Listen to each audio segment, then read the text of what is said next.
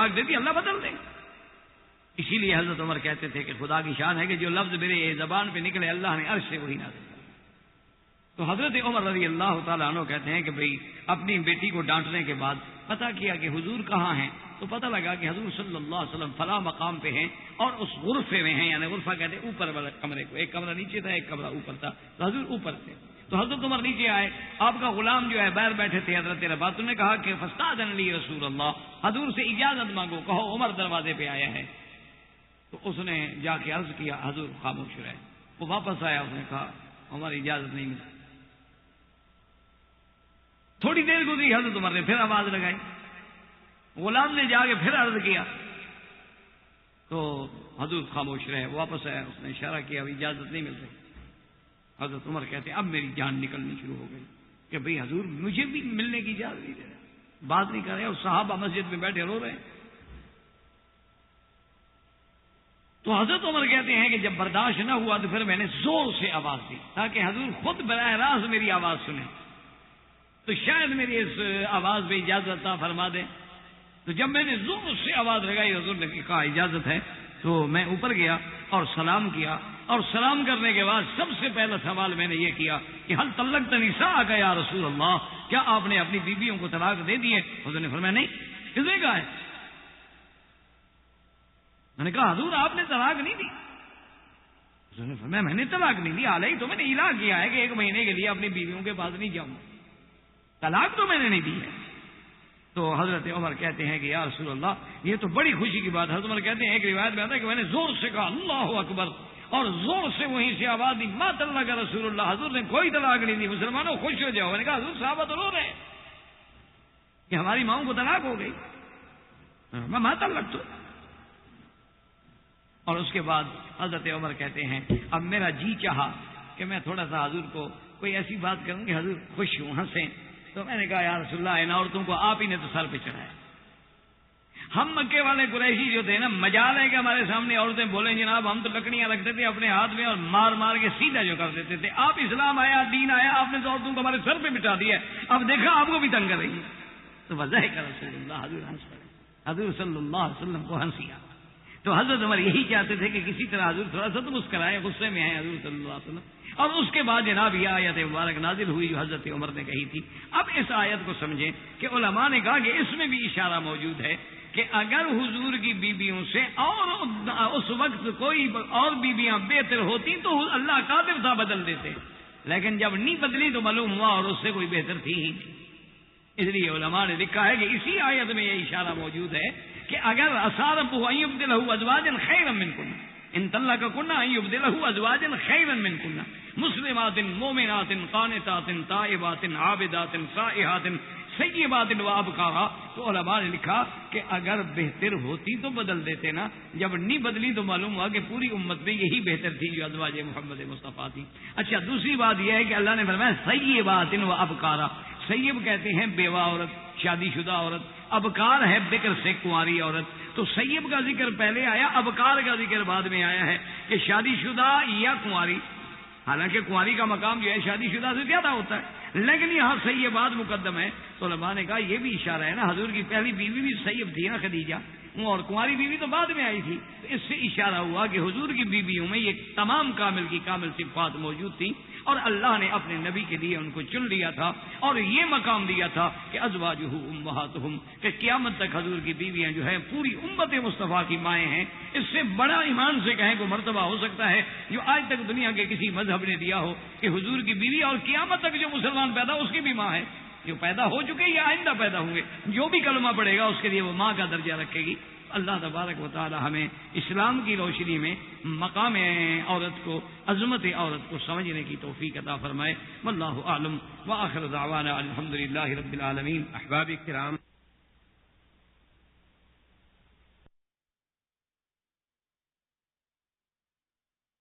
قسم کھا لی کہ 1 مہینے تک میں اپنی بیویوں کے پاس نہیں جاؤں.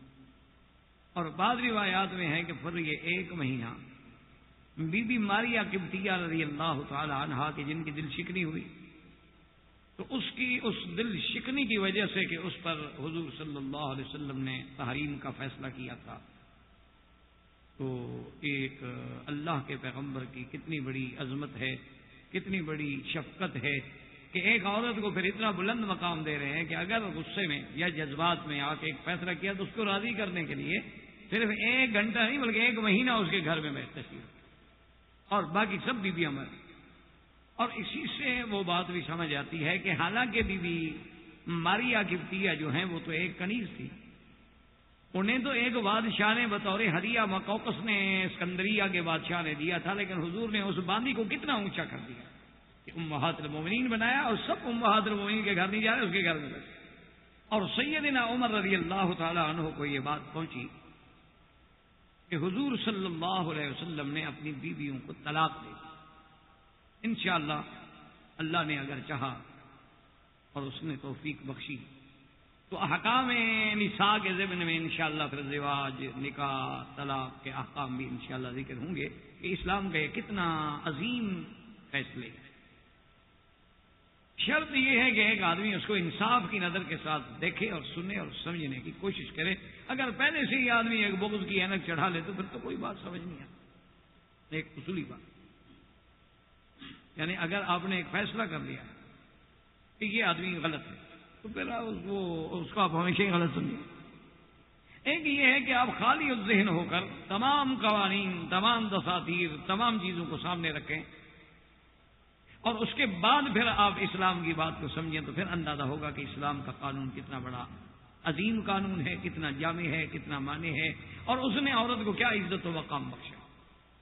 سیدنا عمر رضی اللہ تعالی عنہ نے جب یہ بات سنی کہ طلق رسول اللہ صلی اللہ علیہ وسلم نساءہ، کہ حضور صلی اللہ علیہ وسلم نے اپنی بیویوں کو طلاق دے دی ہے، تو صاف بات ہے کہ جہاں مجموعی دکھ ہوا وہاں اپنی بیٹی کا زیادہ دکھ ہوا کہ حضرت عمر کی بیٹی سیدہ حفصہ حضور کی بیوی ہے. اب بعض علماء تو یہ فرماتے ہیں کہ طلاق کا سبب بھی وہی مسئلہ تھا جو آپ پہلے پڑھ چکے ہیں تحریم کا، کہ یا تو بی ماریہ کو آپ نے اپنے اوپر حرام فرمایا، شہد پینا حرام فرمایا. اور بعض علماء کرام نے اس کی دوسری وجہ بھی لکھی ہے کہ حضور صلی اللہ علیہ وسلم اپنی بیویوں کو جو نفقہ عطا فرماتے تھے کہ بھئی 1 مہینے کا یہ خرچ ہے، ان کے گھروں میں بھجوا دیتے ہر بیوی کے گھر میں. تو بیویاں سخی تھیں الحمدللہ، جو ملتا فوراً خیرات کر دیتی. اب جب خیرات کر دیتی ہے نہیں، پھر حضور کو پھر سوال کر دیں گے رسول اللہ ہمارے گھر میں تو کچھ ہے نہیں. تو بعض مفسرین نے ایک وجہ یہ بھی لکھی ہے کہ حضور ناراض ہو گئے کہ یہ کیا بات ہے کہ روز ہم خرچ بیچتے ہیں اور تم خیرات کر دیتی ہو اور پھر اس کو مطالبہ کرتی. تو آدمی خیرات کرے لیکن پہلے اپنے حاجات تو پوری کرے نا.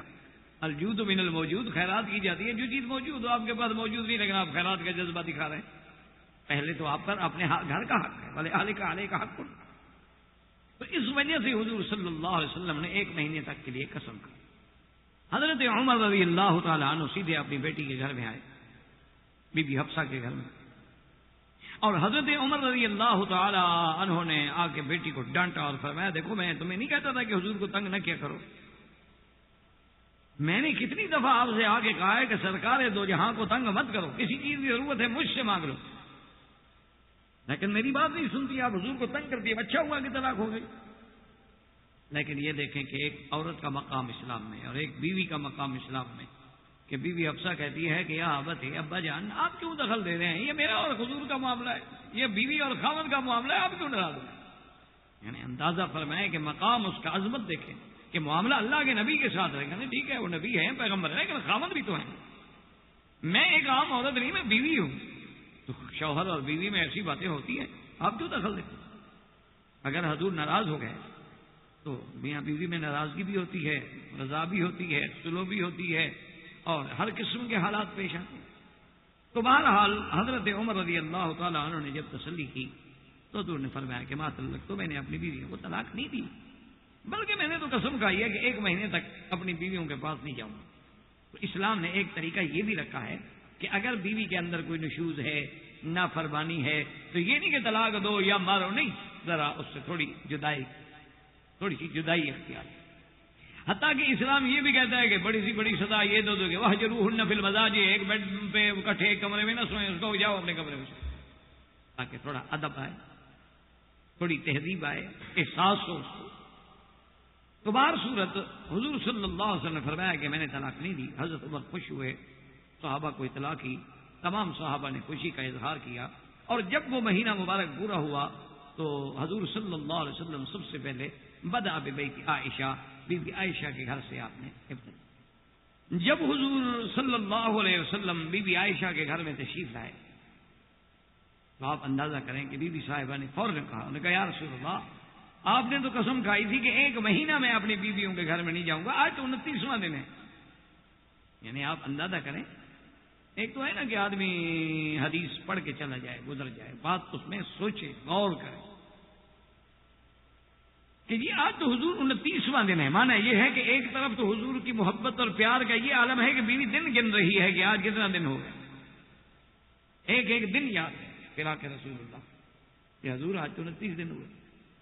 اور دوسری طرف بی بی عائشہ کو بھی شریعت اتنا عزیز ہے کہ جب حضور نے 1 مہینے کی قسم کھائی ہے تو 1 دن کے لیے حضور کی قسم کہیں نہ ٹوٹ جائے، یعنی زوجہ کو بھی حضور کی اس قسم کی پاسداری کیوں ہے کہ اللہ کی شریعت ہے کہ یا تو قسم نہ کھاؤ یا پوری کرو، تو حضور صلی اللہ علیہ وسلم نے قسم کیوں پوری کی؟ اسی لیے اسلام کہتا ہے کہ زوجہ صالحہ وہ ہوتی ہے جو اپنے خامد کے لیے دین کے امور میں اس کے لیے ممد و معاون ثابت ہو کہ اگر خامد کوئی دین میں سستی کر رہا ہے تو بیوی اس کو جگہ، خامد اگر کسی معاملے میں بھٹک رہا ہے تو بیوی اسے راہ راست پہ لے آئے۔ اللہ کا پیغمبر ہے، یعنی حضور کے سامنے بات کرنا کوئی آسان سی بات؟ آپ کیا سمجھ رہے ہیں کہ بھئی یعنی کسی بادشاہ کے سامنے آدمی بات نہیں کر سکتا، گورنر کے سامنے بات نہیں کر سکتا، کسی پی ایم کسی سی ایم کے سامنے بات نہیں کر سکتا، سرکار دو عالم امام الانبیاء بات کہنا کو آسان تو نہیں، لیکن دین اتنا مقدم ہے کہ کہا یا رسول اللہ آج تو 29واں دن ہے۔ تو حضور نے فرمایا کہ عائشہ کہ اللہ کی شان ہے کہ مہینہ جو ہے نا کبھی 30 کا ہوتا ہے اور کبھی 29 کا ہوتا ہے۔ اللہ نے مہینوں کا حساب جو رکھا ہے وہ خدا کی قدرت ہے کہ کچھ مہینے 30 میں ہوں گے اور کچھ مہینے جو ہے 29 میں۔ اسی لیے تو اب جناب یہ ہے کہ حضور صلی اللہ علیہ وسلم نے وضاحت فرما دی، آپ نے فرمایا کہ شہر جو ہے کبھی 30 کا ہوتا ہے اور کبھی 29 کا ہوتا ہے، میری قسم پوری ہے لیکن یہ مہینہ 29 کا ہے۔ ہر کسی کی ایک سمجھ ہوتی ہے نا، ایک ڈاکٹر اگر کوئی حدیث پڑھے گا تو اپنی نظر سے دیکھے، ایک کوئی بہت بڑا سائنسدان اگر قرآن کی آیت پڑھے گا تو اپنے انداز میں غور کرے گا، ایک اگر کوئی عالم پڑھے گا وہ اپنے انداز سے غور کرے گا، کوئی نحوی پڑھے گا اپنے انداز سے غور کرے گا، کوئی ادیب پڑھے گا اپنے انداز سے غور کرے گا، کوئی لغوی پڑھے گا تو اپنے انداز سے غور کرے گا۔ اسی لیے بعض علماء کہتے تھے کہ لم یدرک اعجاز القرآن الا الاعرجان، کہ قرآن کے اعجاز کو سمجھنے والے جو ہے خدا کی قدرت میں تھے دونوں لنگڑے، جنہوں نے قرآن کے اعجاز کو سمجھا ہے کہ اعجاز قرآن کیا ہے۔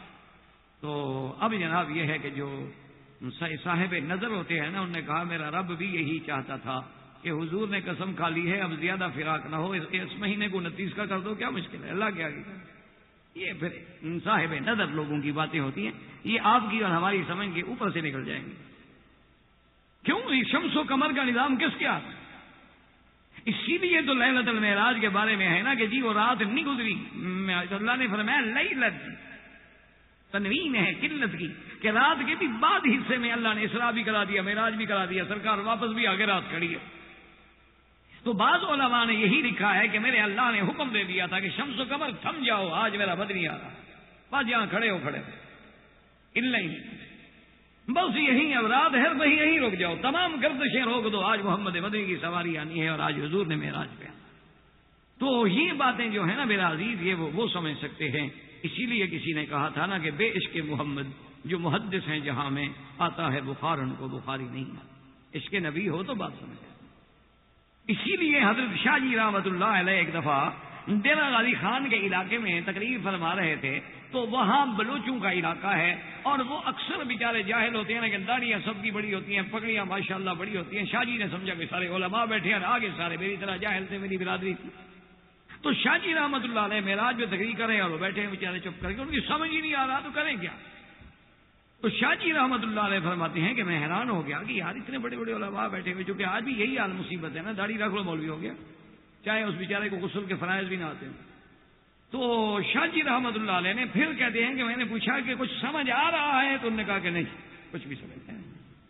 تو پھر شاہ جی رحمۃ اللہ علیہ اپنی سطح سے اترے، تو انہوں نے پھر وہ اردو چھوڑ دی، پھر انہوں نے سرائکی میں ٹوٹی پھوٹی ملا ملو کے وہ گزارے والی بات کی اور عام سطح کی بات کی جو بیچارے سمجھ سکتے. اسی لیے شاہ جی رحمت اللہ علیہ فرماتے ہیں کہ ایک دفعہ ٹھیٹھ پنجاب کے علاقے میں معراج بیان کر رہا تھا اور ان کی دماغ میں بات نہیں آ رہی تھی. میں یہی سمجھا رہا تھا کہ اللہ پاک نے اس گردش کو روک دیا, سورج رک گیا, تارے رک گئے, ثوابت رک گئے, سیارات رک گئے, پورے نظام کو جام کر دیا گیا نا کہ آج محمد مدنی نے آنا صلی اللہ علیہ وسلم. تو ان کو سمجھ نہیں آ رہا. تو شاہ جی فرماتے ہیں کہ پھر میں نے پنجابی زبان میں کہا کہ بھئی آپ کے ہاں پنجابی کے شاعر نے کہا ہے نا کہ لونگ دا پیا لشکارا تحالیاں نے ہل ڈک لے. انہوں نے کہا واہ شاہ جی اب سمجھ آئی بات. انہوں نے کہا نا ایک محبوبہ عورت گزری نا تو اس کے لونگ کا لشکار جو پڑا نا تو ہل چلانے والے ٹھہر گئے دیکھنے کے لیے. تو انہوں نے کہا کہ وہ لونگ کا پڑا لشکارا اور حالیوں نے ہل ڈک لے کہ محمد مدنی کے جمال کا نظارہ جو ہے وہ سب چیزیں رک گئی یہاں جا. انہوں نے کہا اب سمجھ آیا محمد مدنی کا معراج. تو اس لیے بعض حدیثیں سمجھنے کے لیے ضرورت ہوتی ہے کہ عشق رسول ہو, دلوں کے اندر محبت ہو, دلوں کے اندر وہ ادب ہو اور کسی استاد سے بیٹھ کے وہ سمجھا جائے. اس لیے بعض علماء کہتے ہیں کہ اللہ کا منشا بھی یہی ہوگا کہ چلو اس مہینے کو 29 کا ہی کر دو, حضور کو زیادہ فراق نہ ہو اور بیویوں کو بھی زیادہ فراق نہ ہو. وما ذلک علی اللہ بعزیز. اب حضور صلی اللہ علیہ وسلم نے فرمایا کہ عائشہ ایک مسئلے میں نے تم سے فیصلہ لینا ہے اور یہ میرا حکم نہیں, اللہ نے آیت تخیر نازل کی ہے قرآن میں اور میں تمہیں یہ مشورہ دیتا ہوں کہ جواب دینے میں جلدی نہ کرنا. فاستشیری ابواکی, تم جا کے اپنے ماں باپ سے مشورہ کر کے پھر مجھے جواب. کیونکہ سر یہ حضور کی محبت کا علامت. حضور چاہتے تھے کہ عائشہ جوان ہے, عمر کم ہے, جذبات میں آ کے کچھ کہہ بیٹھے تو یہ تو پھر اللہ کا فیصلہ ہے. اس کے بعد تو ہمیشہ کے لیے بی بی عائشہ ختم, پھر تو میری بیوی رہ نہیں سکتی. تو اس لیے حضور صلی اللہ علیہ وسلم نہیں چاہتے کہ عائشہ میرے گھر سے جائے. حضور نے فرمایا عائشہ فاستشیری ابوا کے, پہلے اپنے والدین سے مشورہ کرنا اور اس کے بعد مجھے جواب دینا. تو کہا حضور آپ فرمائیں تو صحیح نا, میں پہلے سنوں تو صحیح نا آپ کیا چاہتے ہیں. تو یہ آیات مبارک نازل ہوئی کہ یا ایھا النبی قل لازواجک ان کنتن تردن الحیاۃ الدنیا وزینتها فتعالین امتعکن واسرحکن سراحا جمیلا وَإِن كُنتُنَّ تُرِدْنَ اللَّهَ وَرَسُولَهُ وَالدَّارَ الْآخِرَةَ فَإِنَّ اللَّهَ أَعَدَّ لِلْمُحْسَنَاتِ مِنكُنَّ أَجْرًا عَظِيمًا. اللہ تبارک و تعالیٰ نے قرآن نازل کر دیا کہ میرے مدنی صلی اللہ علیہ وسلم آپ اپنی بیویوں سے فرما دیں ان کنتن تردن الحیات الدنیا, اگر تم لوگوں کو صرف دنیا کی زندگانی, دنیا کی زینت, دنیا کا عیش و آرام, دنیا کی راحت طلبی مقصود ہے تو پھر آؤ مجھ سے طلاق لے لو. کیونکہ اللہ کے نبی کو تو فخر ہے, حضور کا تو فرمایا الفقر و فقری, میرا تو فقر جو ہے میرا فخر ہے, مجھے تو دنیا سے رغبت ہے ہی نہیں.